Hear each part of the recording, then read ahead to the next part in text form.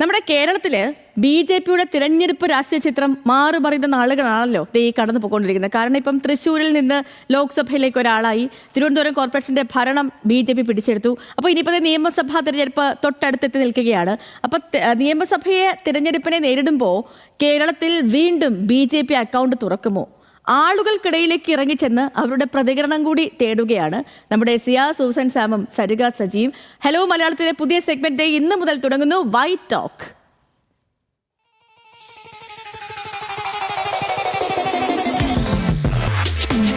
മക്കൾ ഹോട്ടലിൽ പ്രായമൊക്കെ ആയ വിജയ് ഫാൻസ്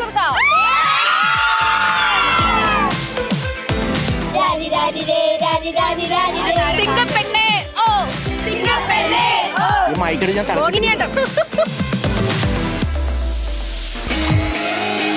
തിരുവനന്തപുരം കോർപ്പറേഷൻ ആരാ ഭരിക്കുന്നത്? BJP. അങ്ങനെയാണ് തൃശ്ശൂർ MP ഏത് പാർട്ടിയാ? BJP. അപ്പോ ഇത്തവണത്തെ നിയമസഭാ ഇലക്ഷനിൽ BJP അക്കൗണ്ട് തുറക്കൂ? അക്കൗണ്ട് തുറക്കൂ? നമുക്ക് പബ്ലിക്കിന്റെ അടുത്ത് തന്നെ ചോദിക്കാം. ലെറ്റ്സ് ഗോ സരു, come on.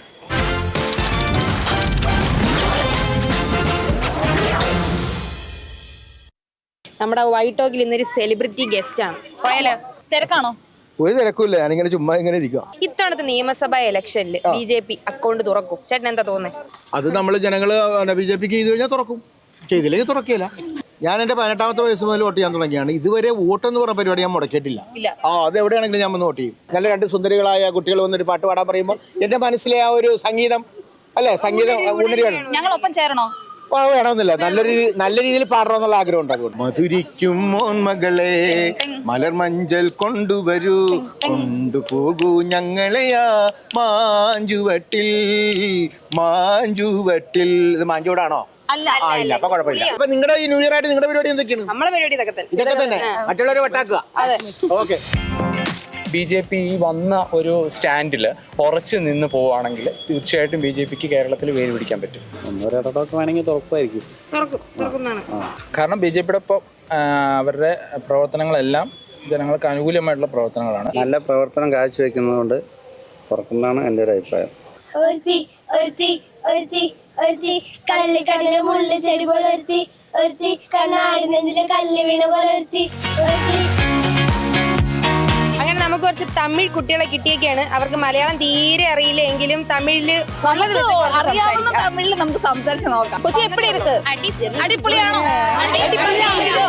Inca Vijay fans இருக்கா?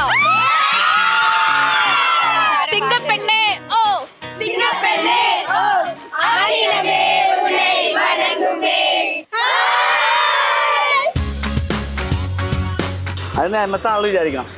നേമത്ത് മാത്രമേ തുറക്കൂ? ഇപ്പൊ അത്രേ ഉള്ളൂ, വേറെ ഒന്നും തുറക്കാൻ സാധ്യല്ല. തൃശ്ശൂര് തൃശ്ശൂരൊന്നും രക്ഷയില്ല. എവിടെയെങ്കിലും ഒക്കെ ഒന്ന് പൊട്ടി മുളക്കും, അത്രേ ഉള്ളൂ. അല്ലാതെ കാര്യമായിട്ടൊന്നും ഉണ്ടെന്ന് തോന്നുന്നില്ല. ഇടതുപെട്ടത് കക്ഷികൾ വിട്ടിട്ട് കക്ഷി കേരളത്തിൽ നിയമസഭയിലെത്താൻ വളരെ ബുദ്ധിമുട്ടാണെന്നാണ് എൻ്റെ അഭിപ്രായം. അതിപ്പോഴത്തെ ഗവൺമെൻറ് നമുക്ക് ആൾക്കാർക്ക് താല്പര്യമില്ലല്ലോ. നോട്ട് പൊളിറ്റിക്കലി, ബാക്കി സോഷ്യലി. BJP എവിടെയെങ്കിലും ഒക്കെ തുറക്കും, ഇനി തുറന്നു വരും, മുന്നേറും.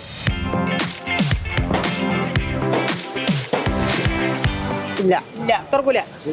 കോൺഗ്രസ് BJP തന്നെ ആയിരിക്കുള്ളൂ. കോൺഗ്രസ് ഒരു പ്രതീക്ഷയും വേണ്ട നമുക്കിപ്പോ. അപ്പൊ ഇവിടെ ചേച്ചി അനിയത്തിമാര് തമ്മിൽ ഒരു ചകട നടക്കാൻ പോവാണ്. ഇവര് കുറച്ചുപേര് പറയുന്നുണ്ട് UDF. അവിടെ പറയുന്നത് UDFന് സാധ്യതയില്ല, BJP തന്നെയാണ്. ശരി, നമ്മൾ ഇത്രയും അഭിപ്രായങ്ങൾ കേട്ടു. നിനക്ക് എന്താ തോന്നുന്നത്? എനിക്ക് തോന്നുന്നത് ഭൂരിഭാഗം ആളുകളുടെ അഭിപ്രായം അനുസരിച്ച് BJP ഒരു അക്കൗണ്ട് തുറന്നേക്കാം എന്നാ. എന്റെ അഭിപ്രായം എന്താന്ന് വെച്ചാൽ ഇവർ വോട്ട് ശതമാനം കൂടുന്നില്ല. അതുകൊണ്ട് പ്രാദേശികമായ ഒരു മുന്നേറ്റത്തിന് അപ്പുറത്തവർക്ക് നിയമസഭയിലേക്ക് എത്താൻ സാധ്യതയില്ലെന്നാണോ? അതെ, എന്തായാലും കണ്ടറിയണം കോശി, കേരള രാഷ്ട്രീയത്തിൽ എന്താ സംഭവിക്കാൻ പോകുന്നേന്ന്. അപ്പൊ signing out, Siya Susan, Sarika Saji, bye by.